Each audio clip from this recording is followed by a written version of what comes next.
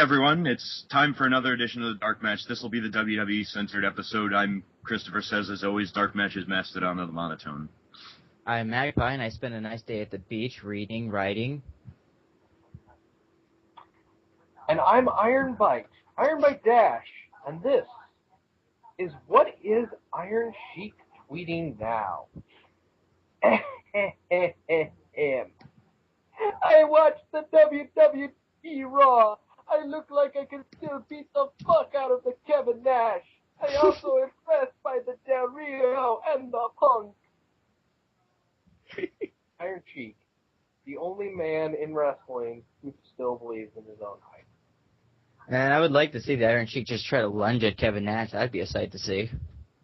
That would be. Especially if he's all agitated that day and wild and says off his medications and has like a bottle of gin on him. Oh, and it is. Like, I think Iron Sheik, being that even though he's in a wheelchair, I think Kevin Nash is quite a match for him. That's why I would say that would be an interesting battle. I mean, I think he could take Kevin Nash on. All he really has to do is bump into Nash's leg. Yeah. But that isn't a dead horse by now, so. Yes, well. There was a runner-up, by the way, for what's Iron Sheik tweeting tonight, except the runner-up wasn't Iron Sheik. It was someone purportedly Alex Riley, probably a fake Twitter page. Yes. But it still made our day better. Yeah, it basically, like, just one of those, like, imagine if true, and if it is true, then that's even better. If it is true, Alex Riley's my new favorite person, and if it isn't, it's like, still, he's my new favorite person just to be associated with that. Right. Well, I love Alex Riley. I've been loving Alex Riley for a while now. Basically, this guy that is purportedly Alex Riley was attempting to send a Twitter direct message to Eve Torres. That message reads, "Hey you, thanks for taking it like a champ tonight. Emoticon wink. LOL, glad to hear my cum tastes like butter." Next tweet. How do I delete a tweet? I can't believe it's not semen. Wow. That should have been Eve's response. That is just wow. Anyways, well, this week in Raw, setting up Night of Champions. This is the second week. Raw and SmackDown were doing their super shows, so what makes the show super? Do they have powers? Kryptonian biological makeup? Well, powers to not suck as bad as Impact. Basically, that means that there's no brand separation, though I don't believe that applies to SmackDown. Yeah, we'll get into SmackDown. We'll get into that a little bit. But the show kicks off with a Punk promo. And a Nash and Triple H promo. No, it's a Punk promo. We start off with CM Punk coming out, and after a nice little video packaging highlighting the whole what has led to the Punk Triple H match, which was originally going to be Punk Kevin Nash, and then they realized, wait, it's Kevin Nash. If we look at his quads funny, they may snap. I found that montage interesting, though. It flashes back to the times of the Austin McMahon montages they used to play before every episode of Raw. Yeah, well, this one went on 5 minutes long. Like, if you guys recall, like I was actually wondering, thinking about this episode of Raw, I realized the opening promo was not as long as the previous ones, but oh yeah, it's because they had a 5 minute long recap at the beginning. All about how Kevin Nash and Punk were going to have a match, and now they're not. Yeah. If nobody was watching last week, CM Punk will be taking on the COO Triple H at Night of Champions, which the stakes are high, but we all have a feeling we know where this story is going. So Punk comes out, and he's basically like, yeah, I don't believe anything of this. I really don't believe that Triple H and Kevin Nash are not best buds. This is just another attempt to screw me over. And if you're Punk, and this is, we're this is all real, would you have this same level of paranoia? Oh, yeah. I had the paranoia even if that wasn't my storyline, just being in the WWE locker room. You never know what could happen. Yeah, certainly. He's blessed and cursed with the ability to acknowledge things that happened longer than 6 months ago. And when you do that, your paranoia kind of sets in, thinking of people like Nash. Yeah, he has the mental strength to do that. If I was there in the backstage like Punk was, I'd be like Hunter S. Thompson in Fear and Loathing. Well, without all the drugs. Yeah, because he is straight edge, and straight edge means he's better than you. Speaking of being people who think they're better than me, out comes Kevin Nash after Punk says, "Hey, I'm calling out Punk. Come on out." Okay, I guess you're not going to come out. I win. Oh, here you are. Nash basically bitches at Punk, and it's like they bitch at him, and Punk's like, and Nash is like, "I'm not going to take orders for you," and Punk's like, "So who are you, Nash? Are you Big Daddy Cool Diesel? Are you various other personas that Nash has had over the years?" It was really nice to see Punk again. But he even brought up an even more obscure one when he said Super Shredder. Yeah, and I think we all marked out when CM Punk basically called Kevin Nash the Super Shredder. Yeah, of course, we're nerds. We get that. Yeah. One other thing I recall that was like, I wonder if Nash actually believes this, or if he wasn't trying to say that just to be a heel and counter like CM Punk's whole like I'm making this fun again. Basically, Nash claims that like he pretty much set the wrestling world on fire once again when he returned to SummerSlam. I made wrestling cool again. No, well, first of all, wrestling was cool before you showed up, and second of all, when did you ever make wrestling cool? Actually, back in 1996, when me and Steinfeld changed the world. Yeah.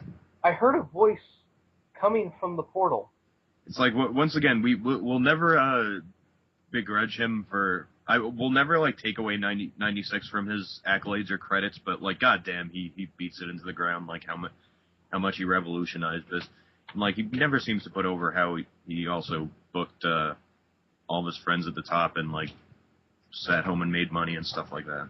Well, of course. What kind of a problem would that be? Well, I was sitting on my ass making decisions that ruined a company. I booked my friends to the top, and it slowly but surely ruined everything, and we lost all value.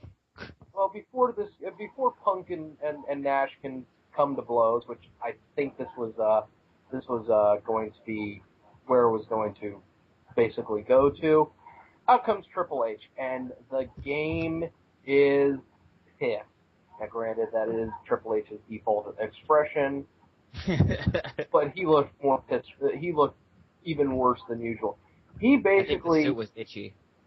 Oh yeah, he said, it's time to cut the crap, and you know what, Nash, you've been lying to me. And Nash goes, me? I've never lied to you, Hunter. I've always been straight up truthful to you. And Triple H is, no, Nash. You see, I was just given security footage.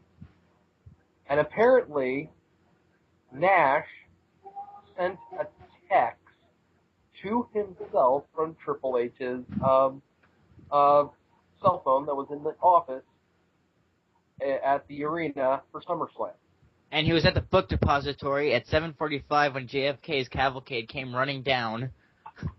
I honestly would I would have been surprised if they had actually revealed that, but like this revelation really added nothing to the storyline at all. Like I think they should have just left. Like if there's anyone that texted him, like they either should have just left it a mystery or it could have just, or in the sense they could have just left it alone in the sense that okay, it was probably Laurinaitis or it was probably like if like Triple H screws him, he could have revealed it later on, but. Okay, Kevin Nash took his cell phone and texted himself. What's the point? The point is they're doing damage control because they possibly found something in Nash's medical examination that basically said, if this guy even walks into a wrestling ring and takes a majority of CM Punk's moves, he might lose both his legs. So Triple H basically, Kevin Nash starts poking Triple H. And he's just poking him. He's daring him to do something. And Triple H lays his ass out, picks up the mic, and on national TV, Kevin Nash was featured endeavored. Yeah. He was even wished well By in his CM future endeavors by CM Punk.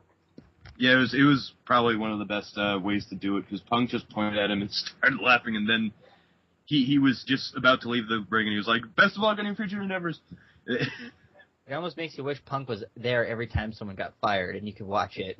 Yeah, it was a nice afterthought kind of thing. But despite this, we have a promo afterwards, or a backstage segment with Kevin Nash and John Laurinaitis getting into a limo while looking around, making sure nobody's watching. Which basically means this ain't over. And I think we all know what's going to happen at Night of Champions, but that will be for something next week. It has been predicted. Yes, it has been predicted, therefore it shall happen. Hey guys, why don't we see the new WWE Tag Team Champions, Air Boom, And one of the most jarring theme songs ever. Taking on Jinder Mahal and the Great Khali. 3 of these men have a career. I'll leave it up to you guys to decide who of these 4 will be FCW and probably within the next month. I mean, I want to say the sad thing is that it's not Great Khali, but I mean, he'd probably just get superstars. But Jinder Mahal, I have no qualms about that. Jinder Mahal is just debuted to this big old hype and did nothing with it. It's now, Jinder Mahal literally owns the Great Khali. What? How do you know what? Fuck it. I don't care anymore. Yeah, but the thing, they still haven't figured out a good cohesive theme song for, like when I brought that up earlier, they still haven't got a good cohesive theme song for Air Boom, because it just starts off, summer born to fly, and then it goes immediately into,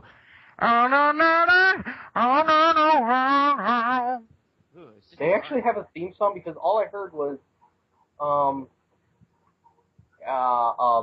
they start off with Evan Bourne's music, and then it's Kofi Kingston. This is not a good. I mean, as Magpie demonstrated. I don't agree. I know you don't agree, but it's no Jerry show. It's no. They'll give them something better. It should priorities, they need competition before they need a better theme song. Right, I know, but still, I mean, it's no Jerry show. It's no Show Miz. It's just. I do like the fact that when they mix up single stars, which is Kofi Kingston and Evan Bourne, they mix up their theme songs, and they've been doing a pretty good job. It's just that right now, not so much. But again, priorities. But yeah, I'm glad we changed the subject from Jinder Mahal, because we've explained week after week why we think he's crap. Oh yeah, he's green. His moves are fairly average. He's despite a little bit of build up, not nearly as much as Del Rio's, but a little bit. He's playing a very affluent kind of character with barely any mic skills. He only has one look facially. But yeah, enough of that. Sorry. But believe it or not, Triple H made the as one look Warriors work. Ginger. Oh, sorry. I'm sorry, Magpie. I did not hear you talking. Oh, sorry, it's okay. I can't do the tearing thing too. But anyway, damn, I forgot what I was gonna say. Go ahead, Iron Bite. All right, I'm sorry. As much as we despise Jinder Mahal as a character, he's solid in the ring, which does count for a little bit, and is able to take a decent beating. Well, he's solid in the ring like Tyler Rex is solid in the ring. Pretty much. I mean, he can take a bump, and that's about it. Yeah, and not even when Miz was first starting up, because Miz could really sell something when he wasn't that good. Yeah, so. Miz oversold stuff. But basically, this communication between Khali and Mahal lead to the Trouble in Paradise shooting star press combo. And your winners, Air Boom. I like to give him. I like to give the WWE credit, though. I mean, even though it was Jinder Mahal and the Great Khali, which is two people put together, I don't want to see them tag team match. But getting past that, though, at least I can give WWE the credit that they tried to get different opponents for these guys and make them look strong by getting them wins. Yeah. I mean, they're shitty opponents, but they're at least different, and I haven't seen these guys challenge for the belt, so it's kind of new and fresh. Well, you said yourself you didn't remember SmackDown, but nonetheless, Yeah. They're not going to be a team for very long. No, I'm halfway expecting Jinder Mahal to get FCW pretty soon. Oh, of course. I mean, if this is good, this is totally going to end with the course of a chop to the head and then some cheers that aren't even there, and then we're all going to, and Khali's going to walk away smiling into the sunset, probably with the diva over his shoulder. Right. So we go to the back where, hey, guess who got his visa issues worked out? Yep, visa problems resolved. It's Alberto Del Rio. But you already knew that. Which, by the way, about Ricardo Rodriguez, speaking of FCW, he's started a new stable with a bunch of people, including Conor O'Brien, some others, called La Ascension. And he cut this great promo where he was talking about the fact that Alberto Del Rio is his employee.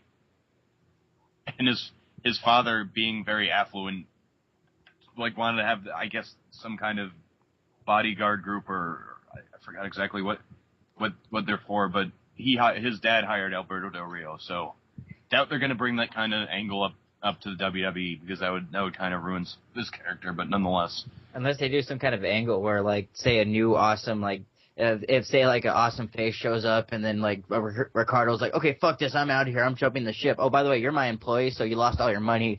And then Del Rito's reduced to just being a poor dude, fuck, I lost my money. Comes out driving in a Fiat and a Ford Fiesta. It's like the old man and the Lisa. Strangely enough, the episode with Bret Hart. Yeah. Goddamn, though. I do want to see Del Rio in a Ford Fiesta just driving in there and Michael Cole having to describe that car. It's a beautiful Ford Fiesta. It's small, compact, and has a bright red color.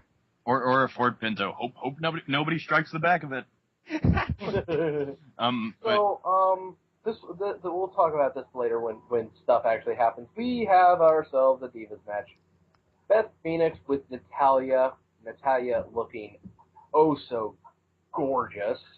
And Eve trying to taste the butter out of her mouth.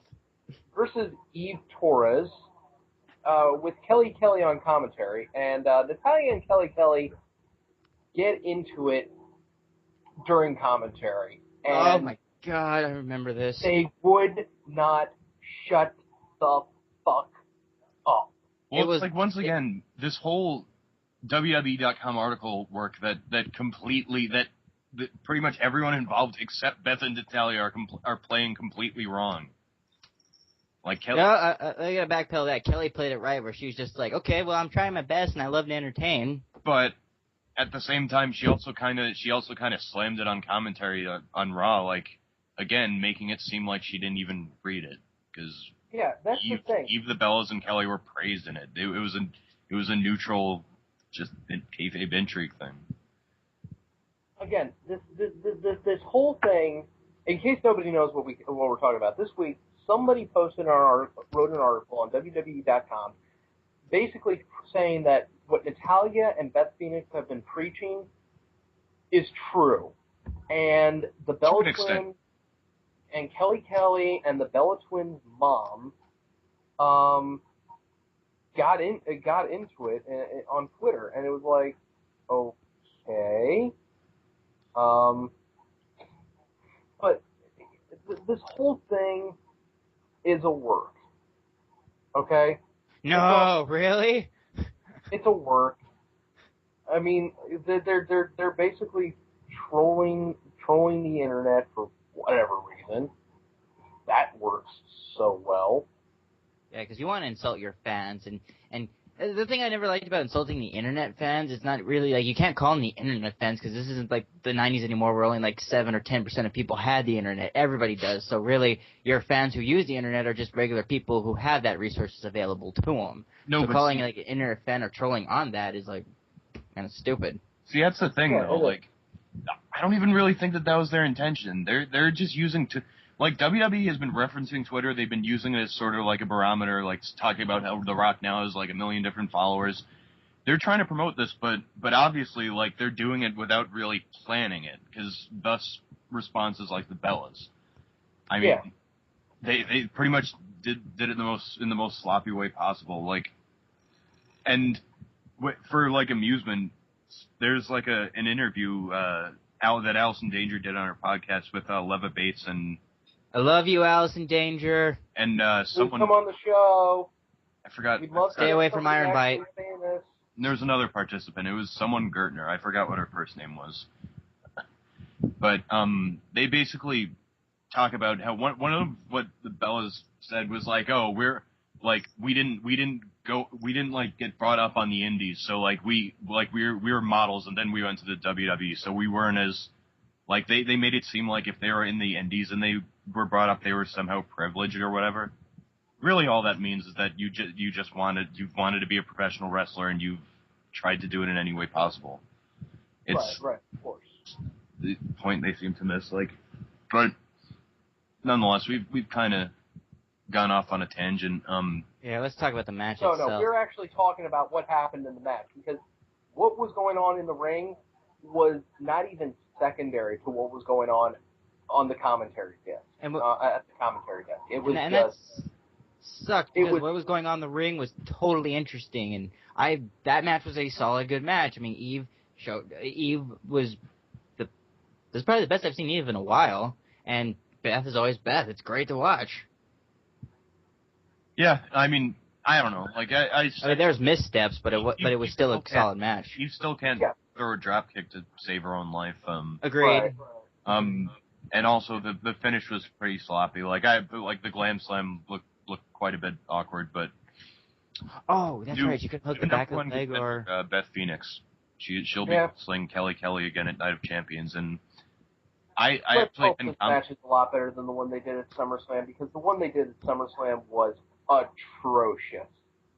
Yeah, considering the talent involved, I hope it'll be better, but I hope at the very least they'll slow it down, because you know where Night of Champions is held? It's held in Buffalo, where Beth Phoenix comes from. They haven't hinted at all that they're going to try to go for a CM Punk type thing, but that may still happen. Not me. Like Kelly might get booed the fuck out of the building. Like I kind of hope she does. If like Beth Phoenix fans are as passionate as CM Punk's, but nonetheless like close to Canada, close to New York, it's probably some smart people there, so I wouldn't be surprised. But anyways, after the match, Natalya attacks Kelly from behind. Just one slap, and then, I can't muss my dress. Yeah, well, let's hope it leads to Beth getting the belt and then a year-long reign and pounding lesser divas until Kong comes back and we can get the dream match we've all been praying for. Yep. So we go to commercial. We come back. Hey, everybody, it's Drew McIntyre. And Christian. But it's Drew McIntyre. Right now, my fiance is squealing with glee. Actually, when you get to the Christian point of the whole show later, I do have a comment. No, Ricardo and Del Rio walk up to Christian, and they butter. They drive off Drew McIntyre, and they butter up Christian, going, if it wasn't for Cena. And how they like took Drew was just out of there funny. Like Drew was like, yeah, I'm having my first line in months. Del Rio and Ricardo show up. What the hell are you doing? Thinking you could be on TV? You're important. Get out of here. Go. I need to talk to Christian. Yeah, it was basically silly him thinking he gets screen time. Del Rio basically tells Christian that if it weren't for Cena, yes, that's right. If it weren't for Cena, Christian would be the world heavyweight champion. Yeah. So Del Rio is basically the emperor. He's trying to sway people to his side. Yeah, and Christian doesn't buy it, or so we think, and it's basically, okay, we have a video package for Inside Out. I don't really like it. And we get an R-Truth promo. Nah, it ain't a promo. Eventually, like in the ring, but before the commercial, he's walking around backstage. Left screen out pops up Miz in one of his gaudy checkered jacket suits, which... That was the worst thing I've ever seen him wear. Yeah, he's dressed with a lot more style before. The fashion police swooped in after he was on camera and took that suit away and protected, and now it's locked up at level 5 detention away from the general public. I mean, say what you will about his pink shirt, okay? Say what you will about his pink shirt and everything. At least that was fashionable. This thing looked like he had made it out of his grandmother's frickin' lazy boy. Hey, Grandma Mizzy worked really hard to knit that, okay? Stop insulting his grandma. I will. So basically R-Truth is like, does his whole, I'm gonna be a good R-Truth. And Miz takes over the reins of talking about there being a conspiracy, and somehow he has booking powers, because at Night of Champions, it'll be the Awesome Truth, Miz and Truth versus Air Boom. Makes fun of their name and stuff like that. I didn't realize that he was able to do this, but nonetheless, I'm glad we'll have what'll be a solid tag match like that. I've got high hopes for that. I am going to actually say something. They did have some humor between Miz and R-Truth. Yeah, as usual. It's actually a damn decent pairing. Truth screwed up a word. He misunderstood a word, and Miz looks to the audience and says, "I got this." What? And it was just hilarious. I disagree. Miz's part, yeah, but like R-Truth's whole explanation of the sneaky fart thing, that went over as well as his fart in church. The crowd wasn't really. Yeah, that's right. It was the stinky the stinky fart one. However, then Truth says that, you know what, Punk's gonna get got, and it's clobbering time, folks. CM Punk versus R-Truth. Good match. Great match. Good I match. like it. Definitely shows that Miz is using Truth, because at one point, Truth gets thrown out of the ring. Miz comes over to say, "Are you okay, man? Okay, it's all better." Oh crap! And here comes the flying CM Punk, and he's like, "Whoopee!" It's definitely, we're definitely showing that Miz does not really care, may not believe in the conspiracy thing. He's just in it to get attention, and Truth is the easiest way. But the best, this match, like we said, great match. CM Punk delivered with R-Truth, which is kind of weird because R-Truth has been R-Truthy. And if there's any doubt of Punk's like status, like booking power, and like people think he's just being fed to Triple H, they're trying to get this Awesome Truth over as a team. Like both R-Truth is somewhat strong, Miz is a fairly strong heel, but like despite like any teases of interference, and despite like CM Punk watching as the ref sends Miz to the back, like watching, you'd expect like R-Truth just to come up and hit him with the pay dirt, but no, GTS win. He's being booked strong. There's no. And in the course of the match too, I liked how this match showed that CM Punk is really one of those guys that can go out there and work with anybody, because CM Punk made Truth look good. And if you've been like Truth is questioning, a good worker. Yeah, Truth is a good worker. I'm not saying that, but most people say like he hit like for a long period of time before this little Jimmy heel turn was like stale, or if not like he was iffy. But now this one really showed. I mean, stale in the sense that like he basically said nothing. Like I mean, he was over. He was over as a face, but like with I guess Vince listen to Michael Cole burying him all the time, and well, he probably told him to do it. And he was like, okay, let's spice things up a bit, like the John Morrison thing happened. He was always a pretty good worker, but now like everything he does in the ring has like this different tinge to it, even though it's all the same spots. Like he still does the break dancing, the split to like the leg drop, and now it just makes him look even crazier. Oh, well, I guess it was just me when I saw Punk working with Truth where that resonated, where I was like, oh, Punk can make anyone look good, so I guess it was just me. And you know what? I'm going to say this.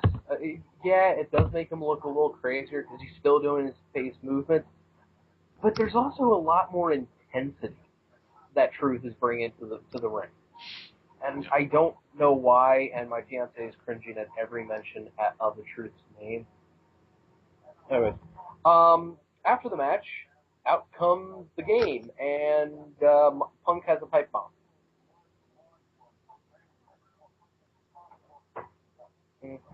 And we have ourselves basically, Punk says he doesn't buy the punch that Triple H threw at Kevin Nash. You just watched the. I know. I've got like 1,000 things going on, and you can't forget it. You can't stop, and you have to think about a gripping storyline like Kevin Nash. It's that gripping. You should be paying attention. Yeah. Yeah, and basically, you know, Triple H is out here to tell Punk, I just changed our match at Night of Champions. It's now no DQ. I know. And Punk's like, okay, I'll accept that stipulation if you know, you accept one of mine. Win, I win. There was no if. It was win. It was win Punk wins. Triple H resigns as COO.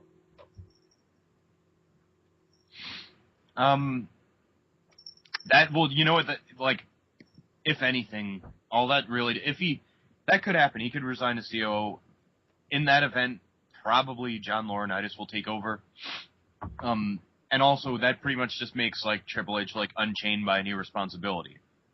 Right. Honestly, if it gives us a weekly John Laurinaitis promo where he ends up just getting abused by CM Punk, like the whole Vince Austin transposed with CM Punk and Laurinaitis, yes.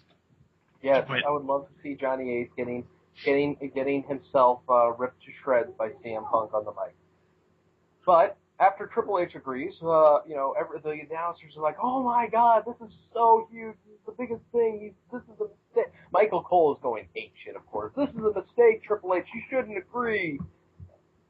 Shut up, Cole. We go to the back end. Hey guys, Tyler Rex and Kurt Hawkins alert. Kurt Hawkins, fine. Tyler Rex, fucking fuck. You were the messenger that got booked to take away Loki's first chance for a pay-per-view. Yeah, this is the guy who went over. This is the guy. They're talking with Wade Barrett, and the implications are Wade Barrett is going to start up another super group. He's going to get it right this time, damn it. But actually, before that can get developed, here's Del Rio. And good job tonight. You guys, stop having screen time. Get away. Go. Pretty much, yeah. And Del Rio is about to say something about, you know, and Wade's like, let me tell you something, Del Rio. I led the greatest group of all time, the Nexus, and I made John Cena's life a living hell. So you don't have to give me any motivation to go after him tonight. Just watch and see what I do. What? This is random. Pretty much every time he's threatened, said, watch and learn. I'm going to do something revolutionary. Just don't tell anyone you're going to do anything, because like the last time you didn't tell anyone, you fucking turned heads with the initial Nexus attack. Basically. I don't believe any of Barrett's promises. Maybe he's just trying to come off as like, oh, I'm going to make it sound like something big happened, but really I have nothing planned.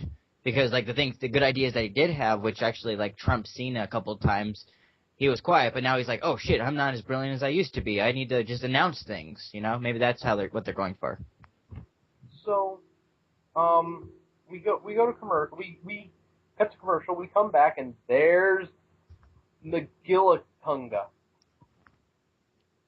No. And they're in a match. They're going to be taking on Jerry Lawler and a mystery partner.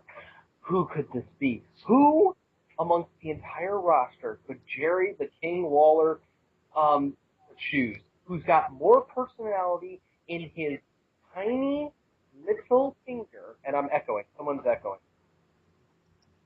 Who's echoing? Oh, okay. McGillicuddy. Okay, thank you, Arrow. I think it might be you, Christopher says. Hello? Yeah, go on.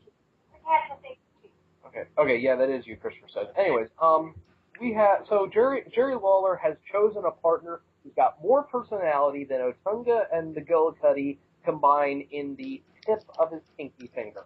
So everyone in the known world? Well, this guy in particular. Ladies and gentlemen, I give you the Long Island Ice Z, Zack Ryder. Yes, folks, Zack Ryder has a match tonight on Raw. After a huge video package. Yes. Very huge, like highlighting pretty much the entire run of his True Long Island Story show, and even all the parts that have all the punny inside smart term jokes. Yeah. Oh yeah, the Big O was on Raw from by virtue of this. Yeah. I got a feeling. I mean, I love the fact that Zack Ryder has basically put himself in the driver's seat of his own career, which you know. That was a poetic way to describe that. You know, Kurt Hawkins might want to try doing that. He comes out with his little flip camera and he's like, "Woo!" and finds the broski of the night, and this is a decent tag match. I mean, it's Lawler in the ring. There's not going to be a whole lot of stuff from him. Match ends with Jerry going to the top rope, drops the strap, which apparently adds power to his fist drop. Well, it's like when anyone else does it. Yeah, and then Zack Ryder begs for the tag, gets in, and well, I'm sorry. Was it was it McGillicuddy or was it Otunga who ate the Rough Rider? It was Otunga, and I'd rather him eat it than McGillicuddy with his backwards cap. Personality. Yes. The fact of the matter is, it was basically, you know, it was basically they're showing off that these two need personality, and they're not getting any type of personality, which is amazing because they should have a personality, but they don't. I mean, you'd think at least Otunga could. Our executive No Leaf Clover, who from what I gather, rumors go about that he was just kidnapped by a harpy. He made a post on the forums basically saying that there are people, the best performers are people who are saddled with, well, not so much the best, but like performers are people who are saddled with a shit gimmick, but nonetheless they run with it. People like Ziggler, people like Cody Rhodes, people of that nature. That's what you should do to Otunga and Michael McGillicuddy. Put him in silly situations and test him. It's the Lance Storm principle. It's no matter what you give this guy, he's going to fucking run with it. You want him to be the serious wrestler guy? He can be the serious wrestler guy. You want him to be the anti-American, pro-Canada guy? He can be that. You want him to be the dancing white dude with the big schlong? He can do that. You want him to be the boring guy? By God, he's going to be the most entertaining, boring guy ever. And if you do that, you will always have a job in the WWE. Maybe you won't get paid a bit, but you will always have a job. I love you, Lance Storm. I guess the rumors aren't true, but I love Lance Storm too. So after that, just made me appreciate Lance Storm more. Yeah, I know we all want to see Lance Storm more. So we go back to the back where Alberto Del Rio is talking with Dolph Ziggler, trying to convince him to get in the ring with John Cena. And as this happens, random thing of the night, the Bella Twins come in and they're all over Alberto Del Rio like he's a Raw guest host. Well, they did a gimmick regression. Well, Yeah. they had an American Dragon. Now they want to finally rap burrito. Oh, nice one, Magpie. Nice one. The thing that kills is during this promo, Del Rio is also suggesting that Vicky doesn't just want Spider part of her stable; she wants him. Oh, That's a new one. I've not seen that at all from Becky Guerrero. But no. Yeah, I haven't seen her being involved with one of her clients. Oh. So we go to commercial. How did you know? And we go to commercial, and waste of match time of the night. Randy Orton comes out to take on the one-man rock band Heath Doming Slater. Well, if anything, this match had some awesome it basically said that Randy Orton's a good champion and Heath Slater fucking sucks. That's some awesome psychology. I thought, honestly, looking at that match, just like, I wonder who Orton's opponent going to be. Heath Slater comes out, and I'm like, I wonder, that question, it goes from that question, I wonder who his opponent's going to be, to, I wonder how much RKOs are they going to let Randy Orton do to this guy before the WWE just says stop. Yeah, well, too bad it wasn't one, but, like, if you want any indication that Heath Slater is not getting any slack, basically, you have your second rope DDT, you have your Viper pounding, then RKO pin. No RKO reverse. Oh, wait, he might do it a little bit later. DDT, ground pound, Orton, pin. DDT, ground pound, RKO pin. Heath Slater is lower mid-card. There was no competition in this match. This was Heath Slater jobbing like the West Virginia bitch he is. He did an Go back to Wendy's and, deal with it. He did an enziguri. It was Yeah, he did an enziguri. Whoop-de-doo. So we go to the back where Ryder is filming his show, and John Cena guest stars. I love Zack Ryder. I definitely think that when they do a DVD of the best of the long they need to go and release some of the shows their superstars do, like the Long Island Ice Z story, or, as my fiance's favorite WWE produced show, The Dirt Sheet. The greatest collaboration between The Miz and Morrison that wasn't in the ring. Well, which also saw the debut of the Long Island loudmouth gimmick, complete with long hair that, strangely enough, reminded me of Johnny Nitro, but nonetheless, woo woo wee woo woo. You know it. So we go to commercial, and out comes John Cena. Oh wait, real quick.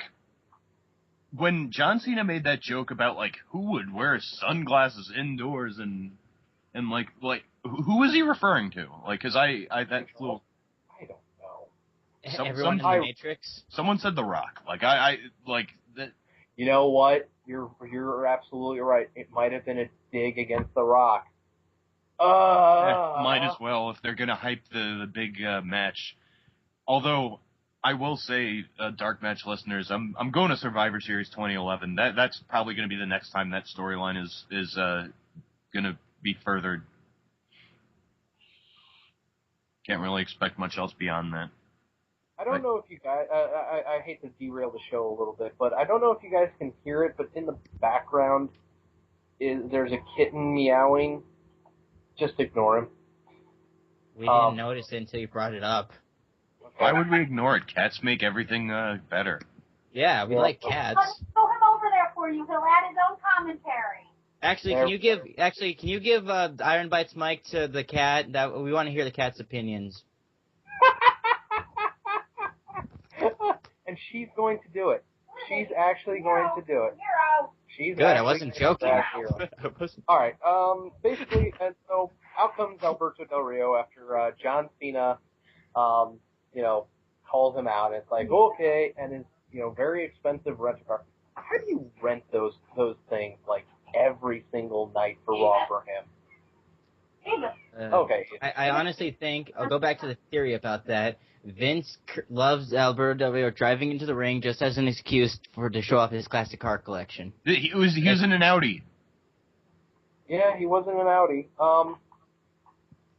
So Alberto Del Rio basically says, the reason why I didn't show up last week was because I'm trying to protect you, John Cena. Because I know I can beat you. I know I can kick your ass. I know I could make you my little chihuahua. And speaking of little chihuahua, here come these four guys. And out comes Ziggler, Swagger, Wade Barrett. Oh my. And Christian. Jack Swagger was the only one I didn't expect to show up, but whatever. They start beating down Cena, and out comes Alex Riley. Then out comes John Morrison. Yay! Like thrown in as an afterthought. And then in comes Sheamus. Sheamus came out before Morrison. Morrison came out last. Okay, Morrison apparently came out last. Morrison was literally like, oh shit, we need a fourth person. You, go out there. Well, I don't know. The proof's kind of in the first person eliminated in that match who was, in fact, John Morrison. Despite him being able to pull off some pretty damn good spots. Yeah, I mean, he came in cool, like, with you, just like, Morrison's coming. What's he? Parkour, motherfucker. Dive. Hit those guys. That was a cool way to come in. They gave him attention, but then process of elimination, you see the important level there. Yeah. I wish it weren't true, but honestly, in case nobody figured it out, they set up an 8-man elimination tag match. Wade Barrett, Dolph Ziggler, Jack Swagger, and Christian versus Jomo, A-Rai, JC, and Shema.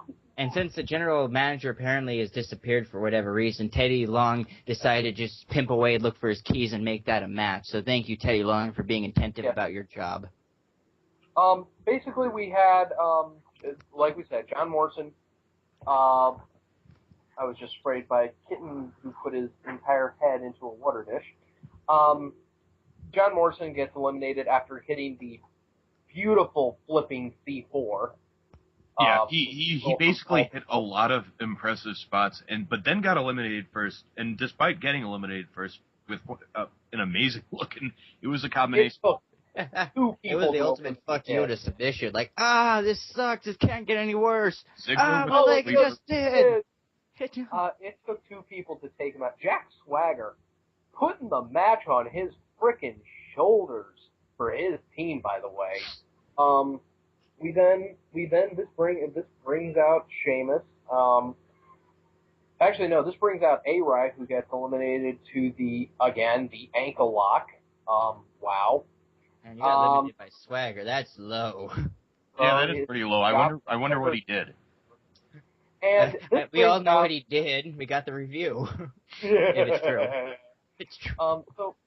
This brings in the Great White Irish Hope, Sheamus, and the Celtic Warrior clears house, and this brings in Wade Barrett, and one broke kick later, Wade Barrett's been eliminated.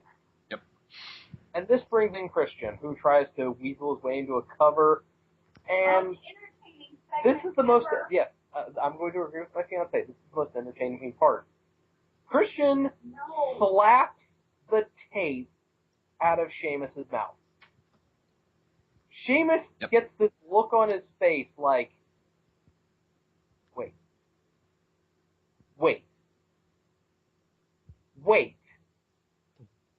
The fuck did you just do? And chases Christian out of the ring, and we get a double count out. But Sheamus just beats the shit out of Christian. Probably the best case we've ever had were a double count out. Yes, it really was. I was picturing the Benny Hill music. That if WWE would have just turned on the PA and just played that, I would have been so happy. Yeah. Do we really have to tell what happens next? Because it's Cena against Ziggler and Swagger. Do we really have to Do we really have to tell everybody what happened? No, I think we can leave it at that and just move on. Yeah. Cena wins. Yeah, attitude adjustment on Ziggler. Ankle lock reversed into the STF for Swagger. I will say this. They did have a very interesting... They did have a 10-knuckle shuffle spot. Oh, yeah, 2 fish drops. And King's like, wow, it's a double 5-knuckle shuffle. That's 10 knuckles, you tard.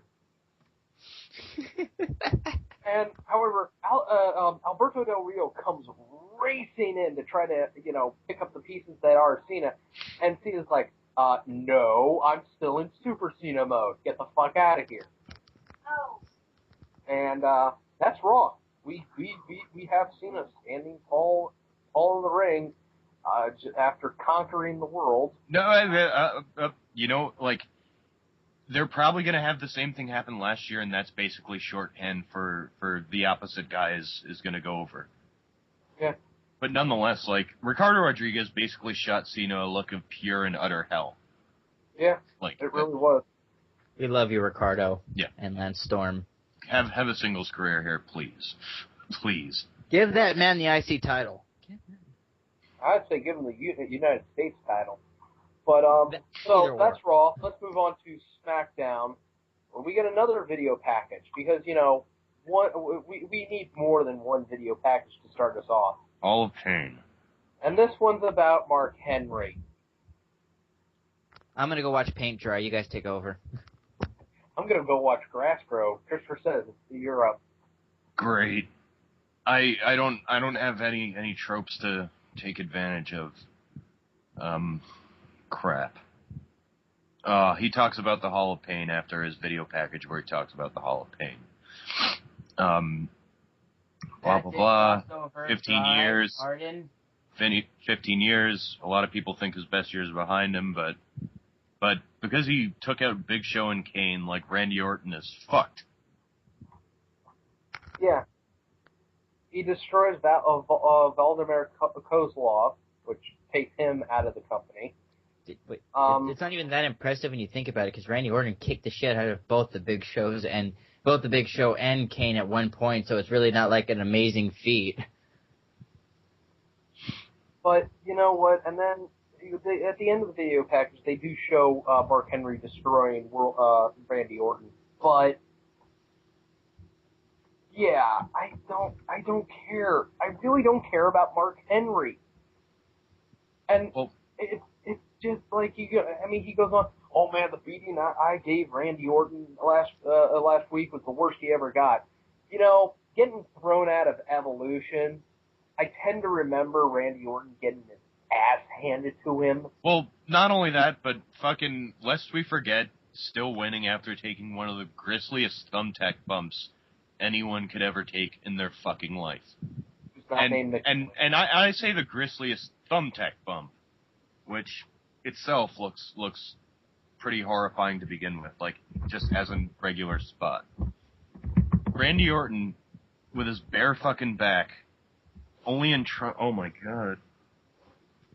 I don't even think he needed to sell that. Forget about it, though. Yeah. Suffice it to say, there have been bigger beatdowns.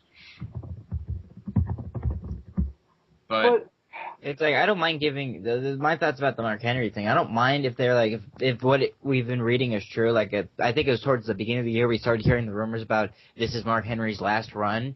I don't mind giving him a last hurrah. Okay, we're just gonna give him a title shot, make him look serious, and then when he loses, we're just gonna let him go, and he's gonna have that was his moment in the sun. But to overload it like this about somebody we don't care about. But see, that's the thing. They've given him pushes, and he's gotten injured apparently. That he's had his title shots a bunch of times. They've given him his yearly push, but I'm not saying it's his first one, but his last hurrah. They might put the strap on him if just to sizzle it, keep it off Orton for a bit, and if William Regal has any fucking somehow earned stroke within the next 2 months, then he'll win it from Mark Henry at Liverpool. Oh my god! Now I want Mark Henry to get the belt so much just for the possibility of that to happen. But then again, and WrestleMania, guys, Daniel Bryan Danielson versus William Regal World Heavyweight Championship. Oh, baby. Oh, yeah. I will stop watching until after WrestleMania. Magpie, I just filled the cup. Yeah, oh, dude, trust me, my room is like submerged. But again, like I don't doubt like that Regal could take on Mark Henry, because like if he could take on Shinya Hashimoto, by the way, like look it up on YouTube. My God, that would be a pipe dream. But no, nonetheless, like back to SmackDown. Zack Ryder eventually interrupts Mark Henry, and I got no complaints about that. Like it's that great scenario where Zack Ryder's like the lovable coward, and he's like, bro, I don't want to give you the wrong idea, but like I like your House of Pain. We could both be broskies. He's but dude, you can't touch Randy Orton until Night of Champions, and you also got a match.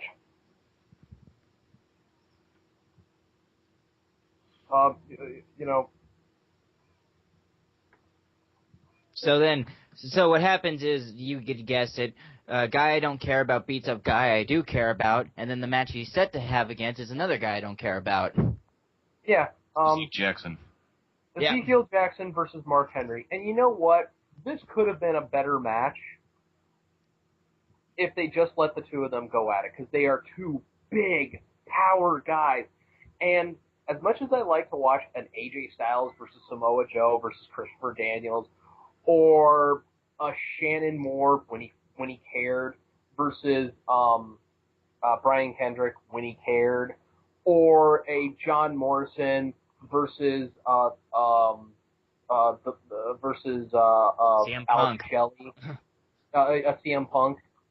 I like it when two power guys beat the holy hell out of each other. I agree really with do.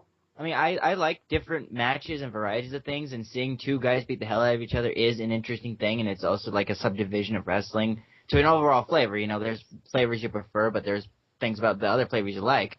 With this, though, it's like, if they would at least let them go at it, that'd be fine, and maybe a better quality than what we saw in the match, but it's like, okay, the big guy versus big guy works good if there are two guys that can really go and put on a convincing match. These guys can't do that. It's just like watching these guys go at each other. It's like, it's very unconvincing, it's awkward, and it's like you can't really sell these guys being monster because you're just watching two odd things trying to run up against each other. Now, if you had like a little guy going up against the monster, then the monster's more interesting, but you put these two together, it's like, what's the appeal? No, I disagree. I think Haas versus Haas matches have their place. I thought fucking Mark Henry and Sheamus did well, and I think if Sheamus... Yeah, Mark Henry and Sheamus did well, because Sheamus is a better opponent, and Mark Henry is a better opponent. But when you have somebody like Zeke Jackson against Mark Henry, that's when it's just like, okay, what's the point of Bruiser versus Bruiser, or big guy versus big guy, when they're too awkward? When they're both awkward. Yeah, they kind of are. Yeah, you get what I'm saying? Yes, I do. This match ends with Mark Henry hitting the world's strongest slam on Jackson, and we then learn we're going to have a champion versus champion match: Randy Orton versus Cody Rhodes. Yeah, it sounds good on paper. I mean, It sounds good on paper. We'll see if it sounds good in action. The only complaint I would have about the match, though, is I wish okay, and it's an inevitability in the WWE now, where if you have like one of the secondary titles like the IC or the US, you're going to face the world champion just to show how strong the world champion is. But I wish they would like let Cody have like a lot of victories or a couple of feuds before they do this match. That way it makes Cody look way more like a credible opponent against Orton. Granted, the match is supposed to get Orton over, but you see what I'm saying, like the tougher opponent for Orton to face. Right. We then go to the back where Teddy Long is looking at the cover of WWE 12, and in comes a saxophone. And basically it's Oksana. More I don't know what innuendo. the fuck is going on with this storyline. More bait and switch innuendo. Like, she has to be the special guest announcer. Teddy says, oh, if you do it every week, it won't be special anymore. Oksana says there's something else she could do special with her mouth. And now I'd like to bring back one of my... sorry, were you done, Chris? But yeah, it's basically she could do something else with her mouth. Beat, she could sing, and then she says she and Teddy could make beautiful music together. And I like to bring up the old bit, Teddy Long keeping it real. This is what Teddy Long would like to say. I could do other things with my mouth. Teddy Long telling it like it is. Yeah, well, I know what you're hinting at, but I got a lot of work to do right now. So I'll tell you what, meet me in my office, and I'll let you have all the fun you want. And if anybody interrupts me, so help me God, if it's a Christian or a writer, I'm going to fire the living hell out of them. You holla? That was Teddy Long telling it like it is. Yeah. See, here I thought he would be more vulgar and say that he would have busted a nut in their face, but hey, I was trying to keep it somewhat civil. So, I guess I'm not so we get Sin Cara coming out. And Sin Cara is going to be facing Tyson Kidd with no TV entrance, by the way. Is it any wonder? And I think we all know what's going to happen here. Sin Cara, or as we all know who he is, Hunikara, dominates. And Michael Cole basically tries to tell on commentary, Michael Cole's like, tells Josh Matthews, why don't you go find out what the hell is going on through his mind? And Josh Matthews is like, but don't we usually have Matt Striker? Okay, I'll do it. Cara wins with the springboard senton splash to the lion salt combination. And yeah, okay, it's a Sin Cara match. There wasn't that. I didn't notice that many botches. There's still some because they're still using that. I think what it is that fucking mood lighting. Well, see, no, it is. It is. That fucks them up. Maybe that's certainly what I don't like about Sin Cara's matches. But like the strange thing about this was that he still pretty much acted like a face throughout the entire thing. There was no like changed demeanor with him. Like as if they're gonna like kind of like the only way they really put over his turn was through commentary. But as an aside though, hey Kurt Angle, you know that finish you used to have when you debuted and then it became like one of your power moves but more of a transition. It's now called the Sin Cara Slam. Yeah. Cara Slam. So Josh Matthews gets in the ring and interviews Hurricane, who reveals he can speak English. Very condescendingly so, Josh Matthews talks to him. Yeah, and Hurricane is like, yeah, dude, I can speak English. And this is why I did what I did. You know, this is the real Sin Cara. I was holding back because I didn't think anybody, could deal with me. And this brings out Daniel Bryan, who basically says, you know what, I didn't. Angry Daniel Bryan. That's no different from normal Daniel Bryan. Okay, the fiance is bitching about the fact that angry Bryan looks no different from regular Bryan. He does not know how to emote. I can say that much. Okay, apparently she doesn't like the way he doesn't emote, apparently, but Daniel Bryan Morishima versus you know what? Danielson. Yes, at Night of Champions. And then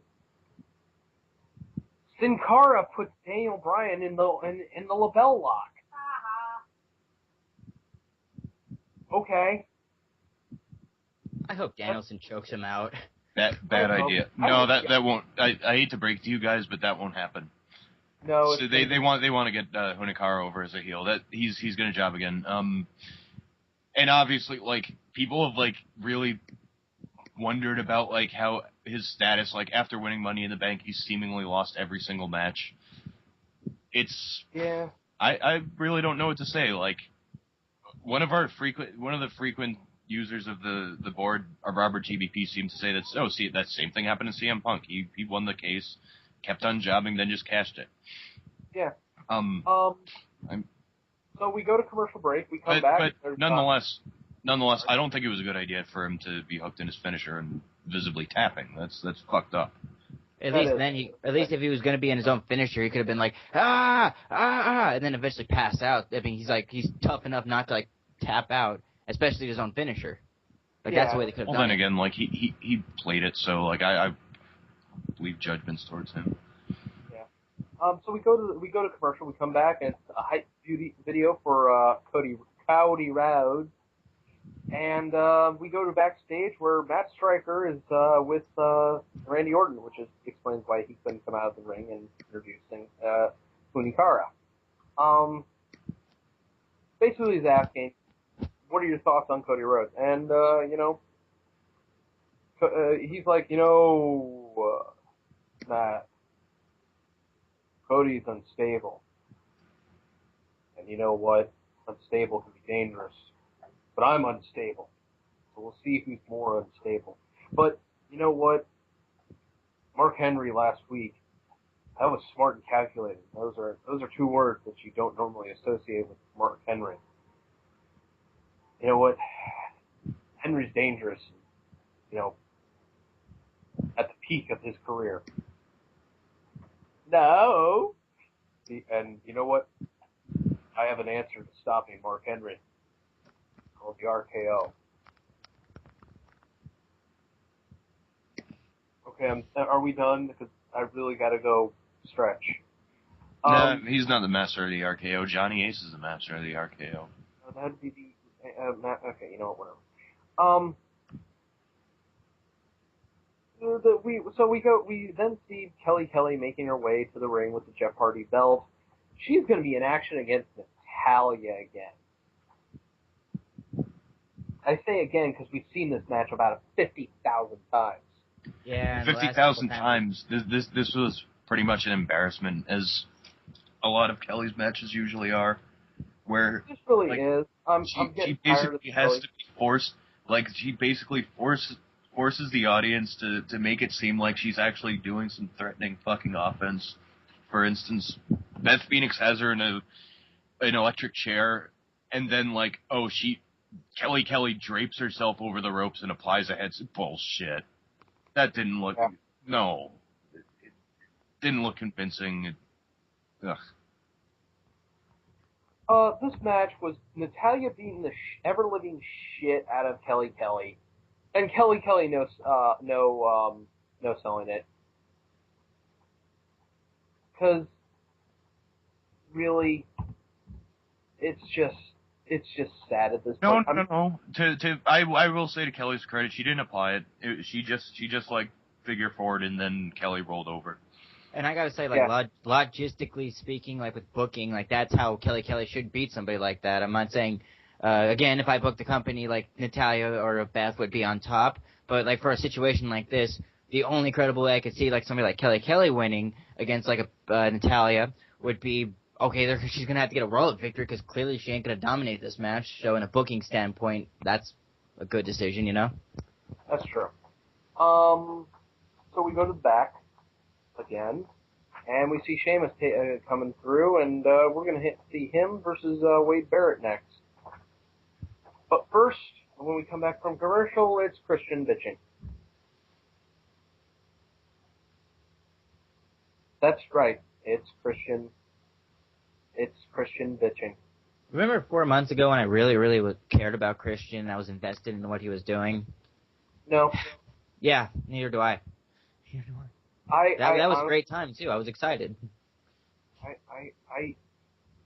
I honestly don't give a shit about Christian going, I want another match.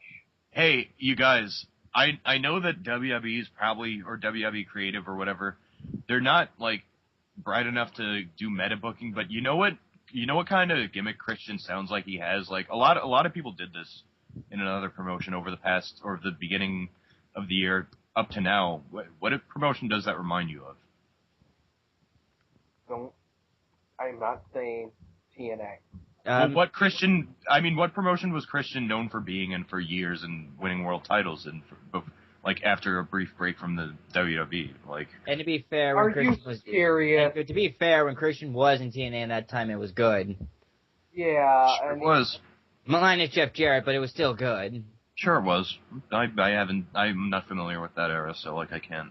It was one of those eras where the main event drew you in for a casual fan, where if you didn't know that much about wrestling but remember these names, you bought it or you had some interest invested into it, but it was the lower card and the mid card that got your attention and made you stay. Good. Yeah, really.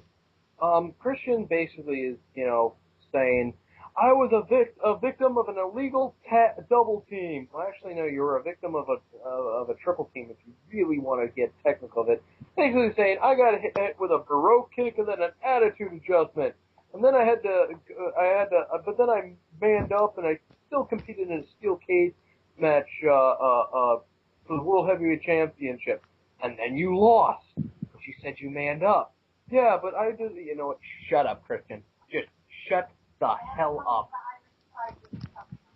Oh. Basically, Christian just says, I deserve one more chance because I took Randy Orton to his limit. No, he did not. Oh, he did? He did not manage to actually fucking say that because Sheamus came out and cut his fucking whiny ass off. Okay. Hey! Apparently Sheamus came out and, Compared him to his mangy dog. And compared him to his mangy dog. Oh, wow. It's just wow. I mean, when I actually have to say, like, I always like the way Christian combats Sheamus. I do too. I don't care about your... cares that you're Irish. I don't care about your shanty Irish background. That's so dismissively, like... Once again, like, I am not to the point where I'm bored of Christian, but only bored of the way he's being booked. Oh, okay. That's the same thing I'm agreed with. That's what I meant to say. You said it better. Yeah. And basically Sheamus runs off Christian, and we get our match with Wade Barrett. Which I could see, like, if built up better, I could see this being a good kind of program between these two. This is a good example of your Haas taking on Haas. And you know what else? Not to such an extent. Yeah, too bad they couldn't play it up like it was just like Wade's an Englishman and then Wade's an Englishman and then Sheamus is Irish, so you could just have that feud. It's like I don't like him because he's Irish. Well, I don't like him because he's a British prick. Well, the thing is, this is actually would be a pretty good feud. Not just because it's Haas versus Haas. English, but I don't know if I said this, but Irish versus English. You know, this could be awesome. And you know what? Throw in Mason Ryan for a triple threat. Irish versus a Welshman versus an Englishman. Oh. Then throw Drew McIntyre in there. Oh yeah, now we've got this is True. the Great Britain Fatal 4-Way. Then bring back Robert Conway. And then and then bring in the four Great Britain guys. Then put Oksana on a pole. Then I think Teddy did that tonight. Oh! That was quick. Oh, speaking of on a pole, it has been. I was over on the forums, and apparently that Alex Riley tweet might be legit. It might be legit. It's legit. Oh. So. I don't give a shit what your forum said. I know it's legit. So apparently it is legit. So apparently, according to Eve Torres, Alex Riley's cum tastes like butter. So, do you guys want to talk about this match where Barrett invariably does a black hole slam and stuff like that? Oh yes, I mean this is a great match. I mean I've actually been liking Wade Barrett since he's broken away from being the supergroup leader. He's actually doing moves that don't feed into the wasteland. He's doing shit that actually works. Well, I'm kind of conflicted about him. I still think he's cool as a performer, but at the same fucking time, they introduced him in the wrong order. It's established singles competitor. Then you fucking have him lead a power stable. Not have him lead a power stable under false pretenses. Book the stable to lose a huge main event, and then tell us like, oh, this guy, look at this accolades. He's led the Nexus and the Core. This match ends in a DQ when Christian runs in after Sheamus does the flying shoulder tackle of doom, because watching a 6'7" flying white bomb coming at you, yeah. And as Christian and Barrett are beating down Sheamus, as Christian and Barrett are beating down Sheamus goes super mode. Yeah, well, although like it's more of like a kind of finished tease on both parts. Like nobody hits their sort of final finish. Like Christian doesn't hit his kill switch, Sheamus doesn't hit his high cross. Like a feud tease. Rather, I wouldn't mind seeing him like getting a bunch of matches. They did it a couple at least once a few months ago. That would have been cool. You know what would have made that feud even better between Christian and Sheamus? A world title. Yes, it would have been great. I agree. But apparently, what we didn't mention is that Edge is going to be around next week. Edge is back next week. Let's do something. Commentary team. Come on, Fire Cole. Or Booker, either one of them. Cole. For both. Yeah, both. So we actually have a clip of, speaking of Edge, they show a clip of him on Haven, because that's what he's doing nowadays. He's acting. I'm sorry, guy, by the way. He's only on there for 4 episodes, and he's got 1 episode left, but he's doing acting, and I'm so glad he's found something he can do and do well. He is doing very well. I'm impressed.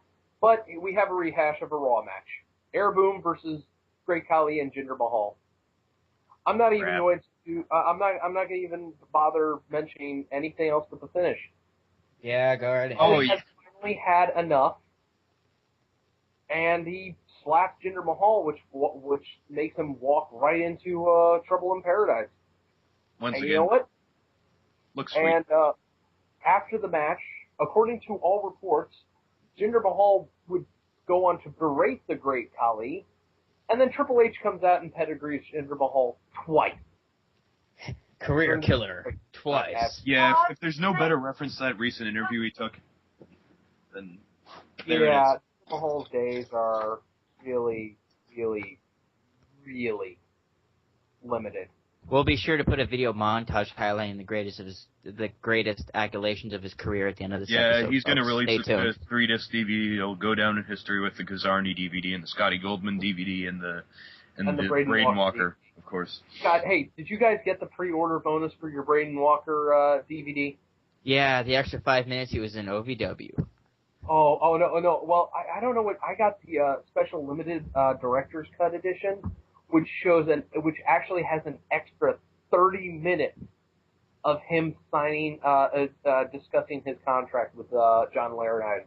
Well, see, I actually got the downloadable content code for his appearance in WWE 12, and honestly, like, the strange thing was they were like, don't enter this in the PlayStation Network.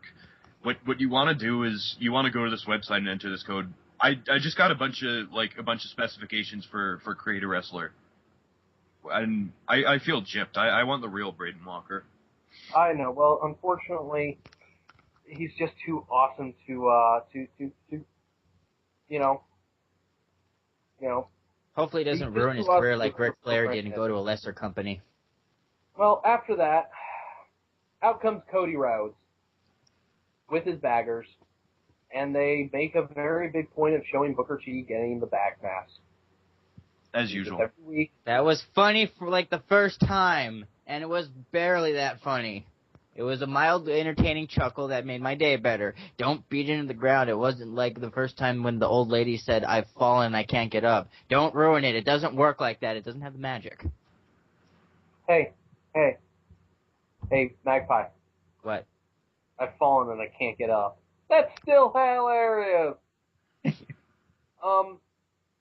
So Cody Rhodes cuts a decent promo about why he attacked Ted DiBiase and how everybody's jealous. And apparently he inspires everybody.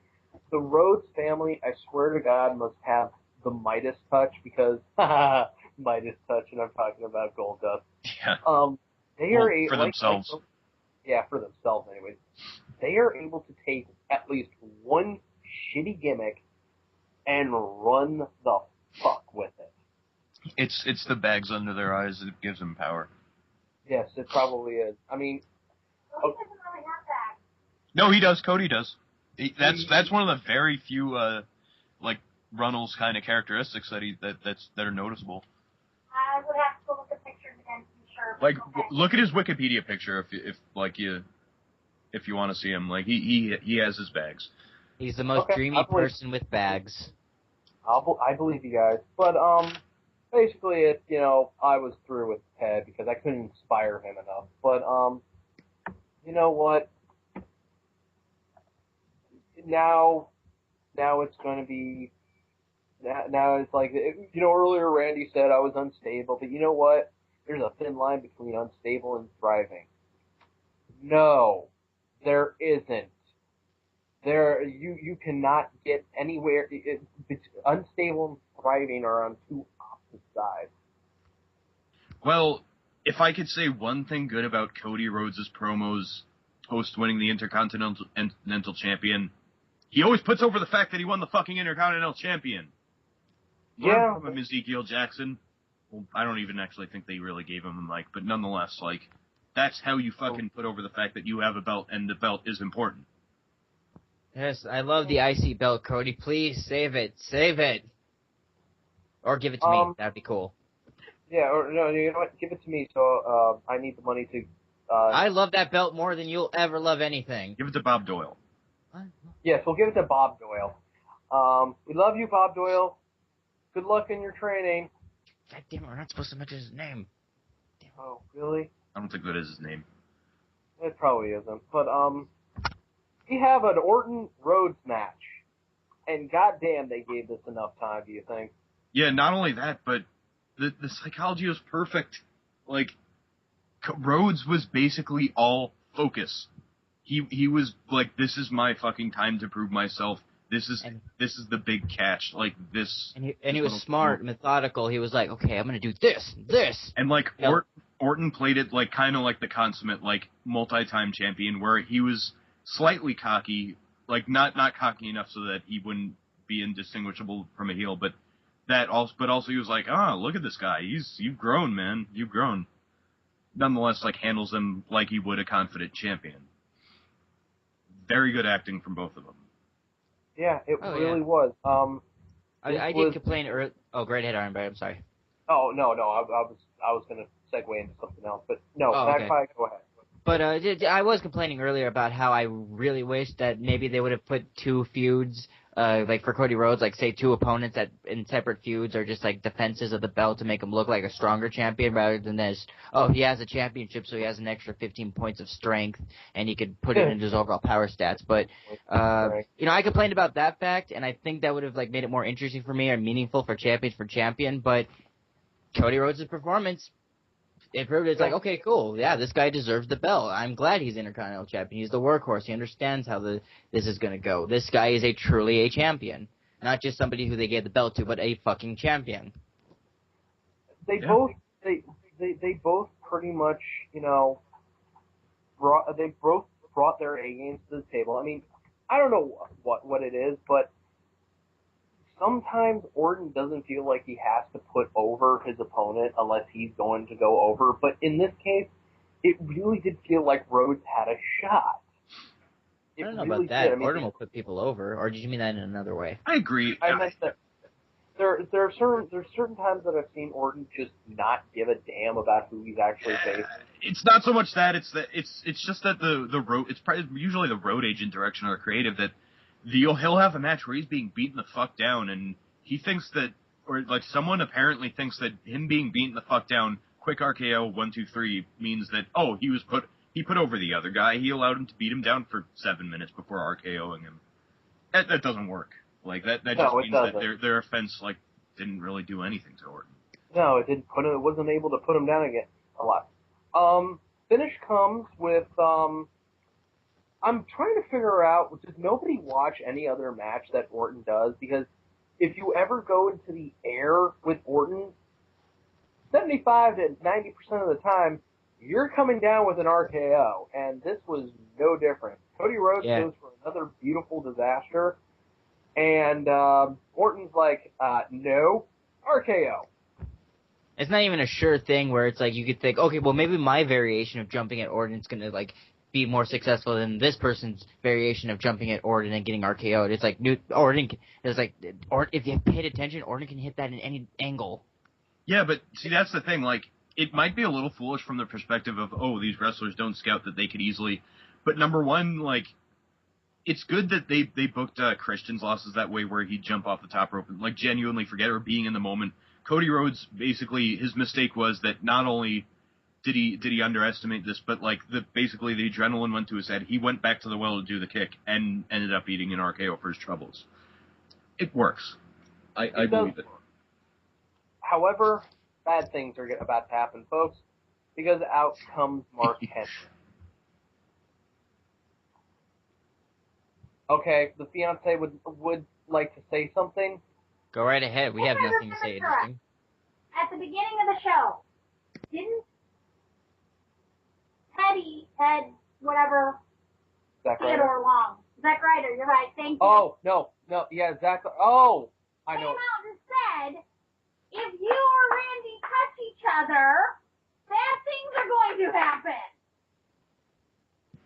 For all you know, they could reinforce this next week and. Well, then I have to touch somebody and beat the crap out of Zack Ryder. Problem! They totally forgot their motherfucking storyline. Wow, we had a TNA level continuity break. Oh my. They didn't even mention it in commentary because I was listening. Okay. So guys, what do we say about that? It's Because, foolish. by the way, yeah, it Of really course, they could still reference that on Raw and like actually do something about it, but it that does seem like a lazy booking. Even the commentary people didn't say anything. That's what bugs me. Well, you expect those people on commentary to be sharp and notice things? Yeah, I would love to see if Michael Cole actually did his fucking job. I'm a broadcast journalist. Broadcast journalist, my ass. I interviewed 2 wrestlers, sent out a couple of articles that got good praise, and I'm more of a journalist than this asshole. Apparently, I'm more of a journalist. Apparently, Michael Cole covered wars. He has. Yes.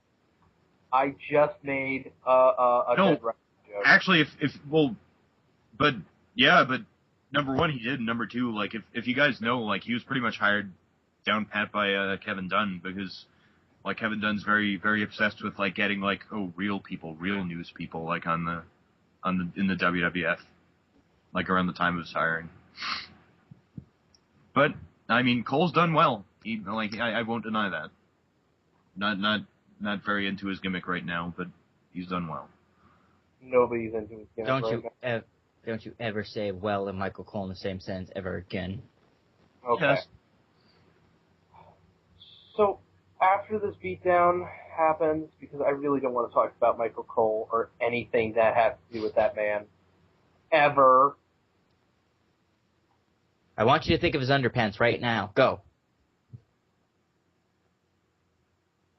I broke Iron Bite. I broke it. No, I'm contemplating punching you through the portal. But unfortunately, No Leaf isn't here to operate it, so you're safe. For now. Oh no, a girly fist is coming at me. What do I do? Girly robot fist. I'll robot fist you. Ew, I'm not that type of robot. Yes, you are. Go on. This beatdown is your typical. Mark Henry is going through everybody, including people he shouldn't beat. Again, this was, this has been how they're booking, this is how I guess what they're doing. This is the rest of our lives. This is how they're going to book Mark Henry. And if Yeah. he wins it off of Orton at Night of Champions and then goes on to defend at Mania versus Daniel Bryan, when I watch Daniel Bryan make his big black ass tap like the bitch that he is, I will be very happy. Meanwhile, so I don't think we can say what gets more screen time than Zack Ryder, because he got screen time.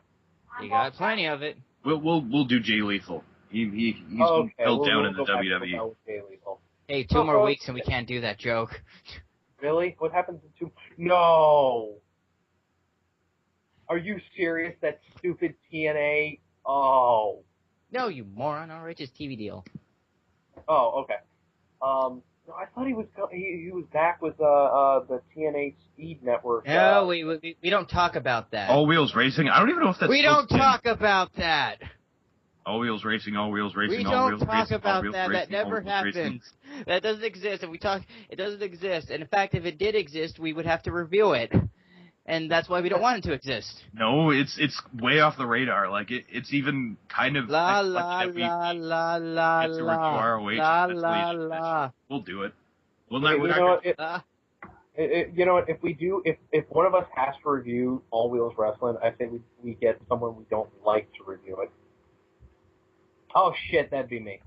So what gets more screen time than Jay Lethal this week for WWE?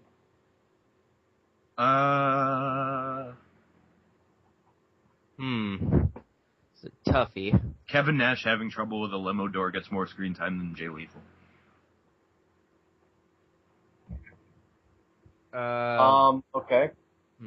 I'll go next. The Bella Twins' sex drive gets more You screen time. motherfucker, that was mine. You mother... Damn it. I don't have one. Thanks, Iron Bite. You're welcome, Magpie. I know you. Let's see, what got more screen time than Jay Lethal? Super Shredder? Chance? Yeah, I'll buy that. Super Shredder got more screen time than Jay Lethal. Well, that was the Raw recap for the week ending 9/10/2011, and I do think it would be remiss of us at the DarkMatch to say that tomorrow, as of this recording, is 9/11, the 10-year anniversary of the attack on the World Trade Center and Pentagon. And to celebrate, God has put a TNA pay-per-view on that day.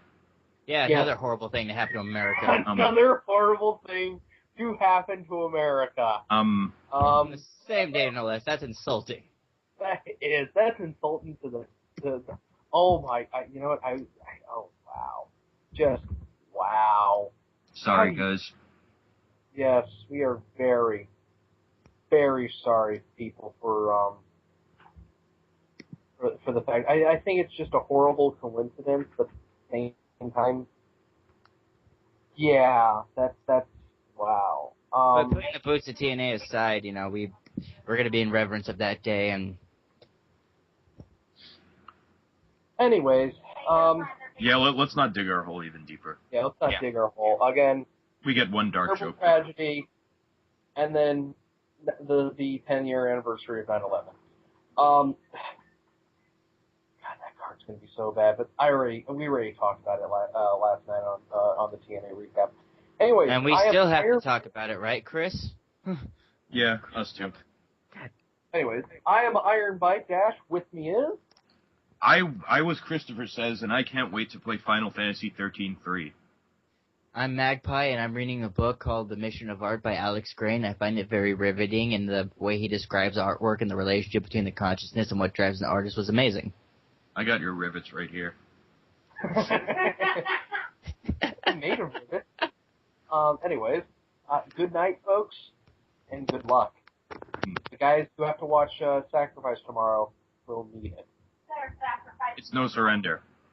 Oh, no surrender. Never mind. There are no sacrifices. There's no surrender. So if we can't surrender out of the... Damn it. We can't sacrifice ourselves to avoid watching the TNA pay-per-view.